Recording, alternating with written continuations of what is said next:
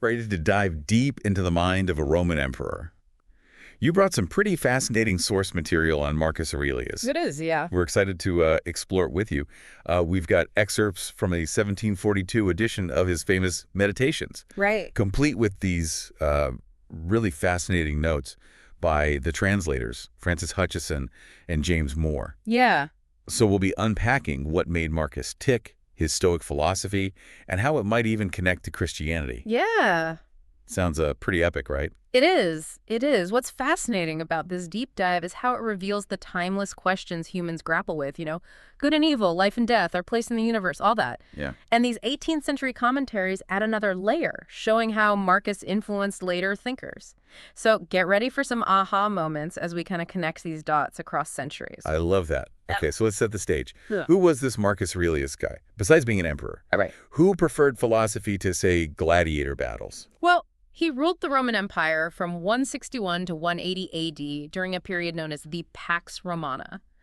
But unlike many emperors who, relished power and luxury, Marcus was a scholar at heart. He was drawn to Stoicism, Okay. a philosophy that emphasized reason, virtue, and living in harmony with nature. So his meditations weren't exactly meant to be like a bestseller or anything. Not at all. Think Wow. of it more as his personal journal, Oh. Private reflections on Stoic principles and how to apply them to everyday life. It wasn't intended for publication, which makes it even more fascinating, I think. It's like we're getting this unfiltered glimpse into his inner world. Almost like reading someone's diary in a way. Okay, so we know Marcus was into Stoicism. What about these translators, Hutcheson and Moore? You call them curious commentators. What makes them so intriguing? Well, they were major figures of the Scottish Enlightenment. Hutcheson, a moral philosopher known for his theory of the moral sense, and Moore, a professor steeped in Greek and Latin. They were deeply interested in Stoicism, and their footnotes are like these mini essays, sparking a conversation across centuries. Oh, wow. We get their take on Stoic ideas, how they relate to their own beliefs, and even some surprising comparisons to Christianity. Okay, now I see why you called this a philosophical tapestry. There are so many threads woven together here. So let's get to the heart of it. What was this Stoic idea of an inner divinity all about? Right. It sounds kind of mystical. It does, doesn't it? But it's actually quite practical. Stoics believe that within each of us is a rational soul, a spark of the divine that lets us understand right and wrong. Think about a time when you knew the right thing to do, even if it was hard. That's your rational soul speaking according to Marcus. Interesting. It's like that inner voice that kind of guides us, Yeah. even when we're tempted to do otherwise. So the rational soul helps us make choices that are, aligned with virtue. But how did Stoics define virtue? Was it just about being, like, a good person? It was more than that. They believed in a universal law of nature that governs everything, compelling us towards actions that benefit the whole, not just ourselves. Oh. Imagine a flock of birds migrating together. Each bird plays a part in that journey, ensuring the survival of the whole flock. Wow. That's the Stoic idea. We're all interconnected, and our actions have ripple effects. That's a really beautiful image. So it's not just about, like, personal morality. It's about a sense of responsibility to the community, Yeah. to the world around us. That's pretty profound. Mm-hmm. You mentioned that Hutcheson and Moore connected this to Christianity. How so? Well, they noticed that the Stoic emphasis on acting for the good of the whole aligns with Christian teachings like loving your neighbor and, turning the other cheek. Yeah. Both philosophies encourage us to consider the well-being of others. So even though Stoicism and Christianity emerged in very different contexts, there seems to be this shared moral core. Right. That's fascinating. It makes you wonder, are some ethical ideas universal, regardless of our religious or cultural background? But here's where I'm a bit confused. We've been talking about Marcus Aurelius, this philosopher emperor promoting virtue and all. But wasn't he also the one who persecuted Christians? How does that fit into the picture? Well, that's where things get complicated. Marcus did issue an edict that led to persecution of Christians. Oh. And it's documented in a letter to the Assembly of Asia. However, there's debate among historians about whether this letter is authentic or a later forgery. So it might not even be from Marcus. Exactly. It's a pretty big historical mystery. It is. And even if he did authorize the persecutions, some historians argue that his actions were far more complex than we might assume. Trying to judge historical figures by today's standards is always tricky. Their motivations were shaped by their own time and context. I see what you mean. No. It's a reminder that history is rarely black and white. We can admire someone's ideas, while also acknowledging the complexities of their actions. Speaking of complex actions, what about this rebel general, Avidius Cassius?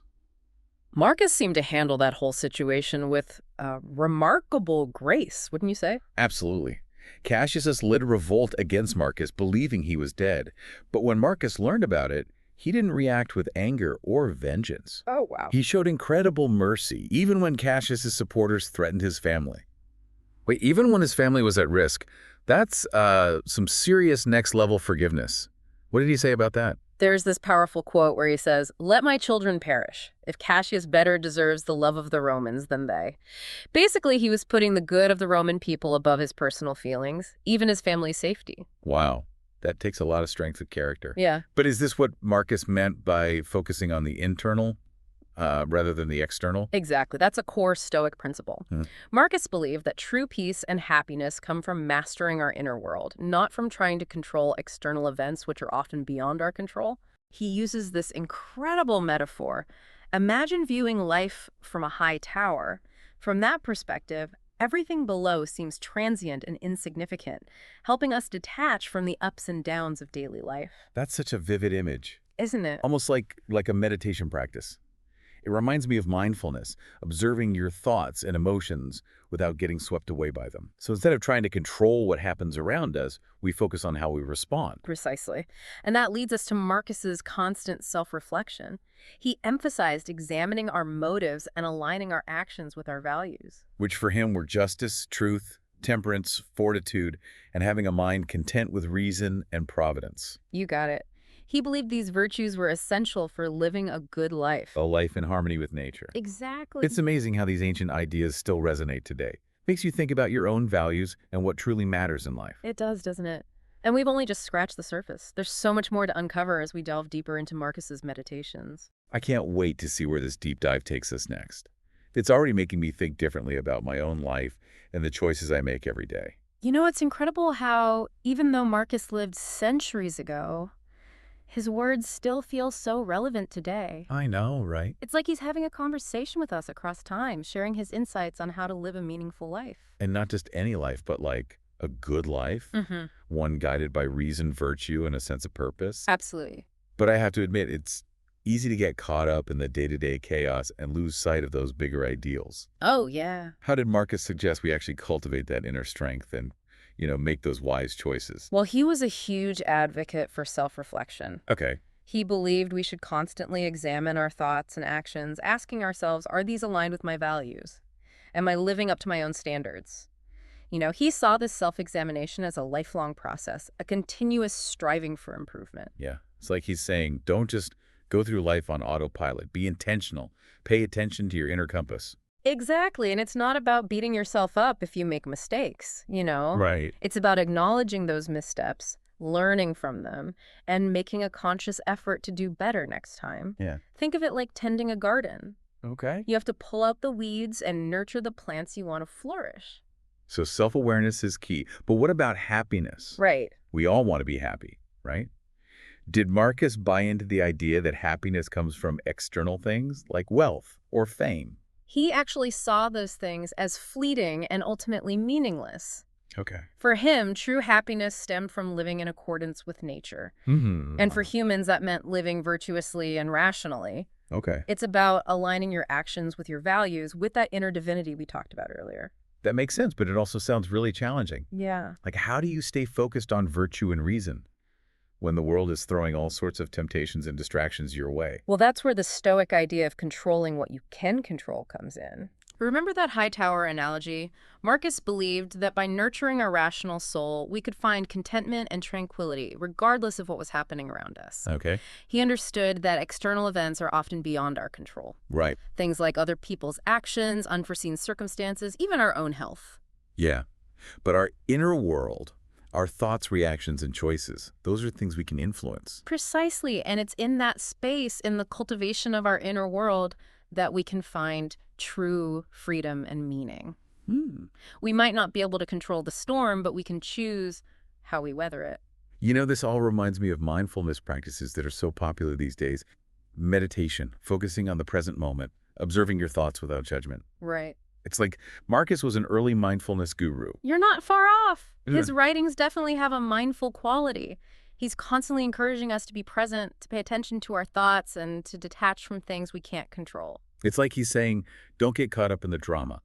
Take a step back, breathe, and choose your response wisely. Exactly. And this mindset, this focus on inner strength and resilience, is something that can benefit everyone regardless of their beliefs or background. Yeah. It's a timeless message that transcends cultural boundaries.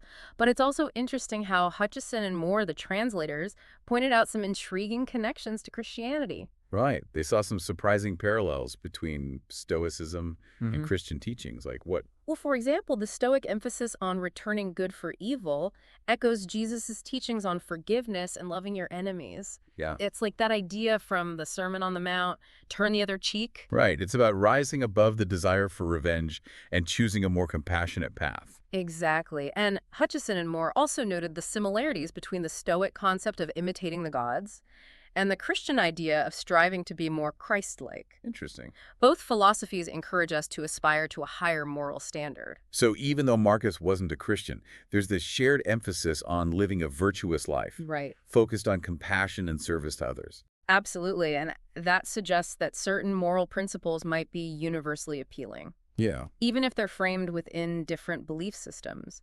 It's a reminder that wisdom and inspiration can come from unexpected sources. You don't have to agree with everything someone believes to find value in their insights. That's such an important point, being open to different perspectives, even if they challenge our own assumptions. This whole deep dive has certainly been full of surprises. It has, hasn't it? We've explored Marcus's personal struggles, his Stoic principles, the historical context of his writings, and even their connections to Christianity. What does this all mean for us today? What can we take away from this journey into the mind of a Roman emperor? I think Marcus reminds us that the pursuit of a meaningful life is a journey, not a destination. Okay. It's about cultivating inner strength, making conscious choices that align with our values, and finding contentment even in the face of challenges. He's like a wise friend from the past, I know, right? offering guidance and encouragement on this adventure we call life. Yeah. His message is as relevant today as it was centuries ago. I completely agree, but we also have to remember the historical context. As we discussed, Marcus, despite his profound insights, also made decisions that we might find morally questionable today. Yeah, it's a good reminder that even the most admired figures are complex and flawed human beings. We can learn from their wisdom while also acknowledging their imperfections. And it challenges us to engage with history critically, recognizing both the brilliance and the blind spots of those who came before us. This deep dive has been quite a journey. We've explored Marcus's personal philosophy, the complexities of his reign, and the enduring power of his ideas. We've seen how those ideas rooted in ancient Stoicism have resonated with later philosophies and even spiritual teachings. It's a testament to the enduring power of human wisdom and our constant search for meaning in a world that's always changing. Yeah, and don't forget those curious commentators we talked about, Right. Hutcheson and Moore. They've added a whole other layer to this whole exploration. They really have. They weren't just passively translating Marcus's ideas, were they? They were like actively engaging with them, adding their own insights and sparking a conversation that spans centuries. Yeah, it's amazing how they bridge the gap between ancient Stoicism and like Enlightenment thought, Right. highlighting the surprising connections between these like seemingly different worldviews. It really makes you think about how ideas can transcend time and culture, you know? They can take root in new soil, finding fresh meaning and relevance in different eras. Yeah, it speaks to the universality of certain human questions, doesn't it? The search for meaning, the desire for happiness, the struggle to live a good life. Absolutely. These are themes that resonate with people across centuries. And here's Marcus, this Roman emperor from a totally different world, speaking to those questions in a way that feels incredibly relevant to us today. He really does. His emphasis on self-control, reason, and service to something greater than oneself offers a powerful antidote to the chaos and uncertainty we often face in the modern world. It's like he's giving us a roadmap for navigating life's challenges, a set of tools for building inner strength and resilience. And reminding us that true happiness doesn't come from chasing external things, but from cultivating our inner world. Our values, our character. Exactly. Okay, let's bring it all home. If you had to pick one nugget of wisdom from Marcus Aurelius that our listeners should carry with them, what would it be? That's a tough one. But for me, it's his focus on what's within our control, Okay. our thoughts, actions, and reactions to the world. He reminds us that we can find serenity and purpose by focusing on what we can influence rather than getting caught up in things that are beyond our grasp. Yeah, it's a powerful reminder that we always have a choice, even in the midst of difficult circumstances. Mhm. We can choose how we respond, how we frame our experiences, how we shape our own character. And that choice, that inner freedom, is where true strength and happiness reside. So what does this all mean for our listener? What's the takeaway from this deep dive? I think it's an invitation to engage in some self-reflection, to consider the values that guide your life, the principles you want to live by, and to remember that the pursuit of a meaningful life is a journey that begins within. Marcus Aurelius, the philosopher emperor, speaking across centuries with wisdom that's both timeless and timely. I don't know about you, but I'm feeling pretty inspired. Me too, and maybe a little bit more stoic. Definitely. Maybe it's time for that mindful walk we talked about, to really embrace the present moment, just like Marcus would have wanted. Sounds like a plan. But here's one final thought to ponder. Marcus emphasized living in harmony with nature. What does that mean in our modern world, a world facing environmental challenges that he couldn't have imagined? How can we apply his wisdom to the unique circumstances we face today? Deep stuff. Thanks for joining us on this epic journey through the mind of Marcus Aurelius. Until next time, keep diving deep.